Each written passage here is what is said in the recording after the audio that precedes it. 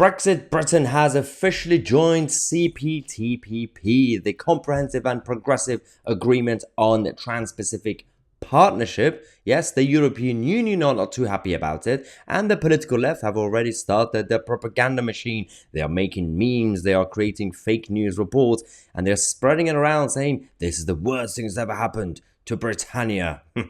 Okay, let's talk about the truth. So, this is thanks to Kemi Badenoch. Initially, actually, Liz Truss. We're going to talk about her later. Kemi Badenoch said, I've just formally signed the UK's entry into CPTPP in Auckland, New Zealand. This will be a big boost for British businesses and open up huge opportunities and unparalleled access to a market of over 500 million people in the Indo-Pacific and beyond. Now, one thing I have to give credit to Kemi Badenoch is that one of the problems we had with these massive trade zones is a similar issue with a lot of essentially economic communities, even the new one, BRICS, is that they are corporate based. It's always about corporatism. BRICS is a good example. It's basically completely backed up by vested interests and corporations from China and Brazil, many other places. And same problem we had with NAFTA. Obviously not we, but mostly the United States. That's why Trump kicked off about NAFTA a few years ago. When these trade zones are mostly backed by corporations, and if you have a trade deal with them, you have to make sure you protect the small businesses, medium-sized businesses in your country. And initially, when Liz Truss was talking about this years ago, starting the conversations, that was the issue. But Kemi Badenoch made sure to negotiate on behalf of Britain to make sure that we don't really get involved with the globalist side of it. We actually protect the British and workers and British businesses, as well as helping British consumers have cheaper goods and products. This is brilliant. Now, it's not really the best gift in the world. It doesn't fix all the problems of the economy. But in this video, we're going to give you the facts, because facts matter and you can make up your own opinion. Instead of just listening to certain people with their own views, spreading their own propaganda, whether they love CPTPP or they hate CPTPP, they have their own propaganda version. I just care about the facts and what the situation is. So, the Business and Trade Secretary, Kemi Badenoch, formally signed this treaty confirming our membership. It's worth 12 trillion pounds in GDP. We've got a huge list of members from Mexico and Canada to Australia, Japan, all the essentially pro-trade countries. Now, in regards to the facts, so firstly, they also tweeted this saying, delighted to welcome the United Kingdom to the CPTPP. They really need to change that name because I can't keep saying that. New Zealand is committed to the rules-based trading system. So that's good. Rules-based trading system. And the CPTPP remaining open and dynamic. Now, what are the facts? The UK is the first non-founder member to be allowed to join. No free movement. No CPTPP laws imposed on the UK, and no political union. Genius. Brilliant. Well done, Kemi Badenoch. Unlike the EU, this is a trading bloc. 99% of UK goods export to CPTPP to be eligible for zero tariffs. Now, UK businesses given unparalleled access to a market of over 515 million people, and none of this would have been possible without Brexit.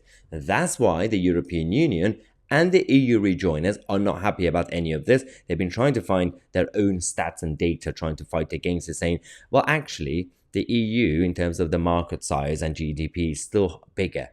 Well, it's not, is it? Here's some evidence. Yes, we have the official data saying, and facts4eu.org also confirmed the data that came from Eurostat itself, the United Nations and Eurostat, in terms of population. UK joining the CPTPP is now the red part of the graph. You can see 582.5 million compared to the European Union, which is 446.8 million. So in terms of the share and size, that in reality the EU is losing. And the problem is the EU is also a closed market. It's a protectionist racket. It's not pro-trade. And that's why they are losing out. Now, the report found that CPTPP investment accounted for a market of over 550 million consumers, far more than the EU, over 240 billion pounds in turnover in London, 35 billion pounds in the southeast and 18 billion pounds in the east of England, the creation of 26,000 new jobs in 2021 and 2022. 75% of all employment in CPTPP-owned businesses was outside of London, and 1 in 50 jobs in the Northeast, and 1 in every 25 jobs in the manufacturing sector. So this is good news. But again, the liberal media are not going to be reporting this in a happy way. They're just going to find excuses saying, well, it's only going to help with GDP growth a little bit, like, a few percent, 4% maybe. Well, that's still better than nothing. It's still better than being a protectionist country and isolated. And this is the whole point. You can be global Britain without completely surrendering your rights and your laws to foreign powers deciding for you. That's the whole point. You do not want any foreign laws to be imposed. You do not want any organization and any international entity to be able to supervise you for living in your own country and trading in your own country. That's a problem with the single market with the European Union. Now, Liz Truss said, who was the former international trade secretary, and she was the one who started the conversation. She said, as trade secretary, I made our formal application to join CPTPP 2 years ago.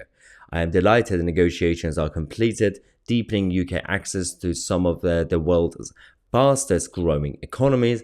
This is global Britain in action and an important counterweight to those who seek to undermine our values.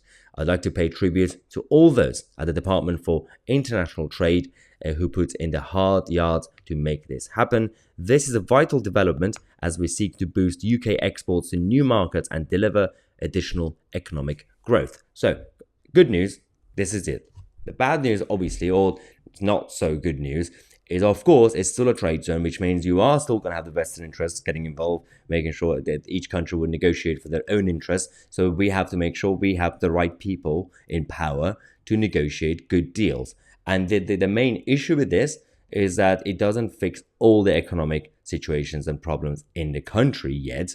But at the same time, it does one key point, which is making it harder to rejoin the European Union.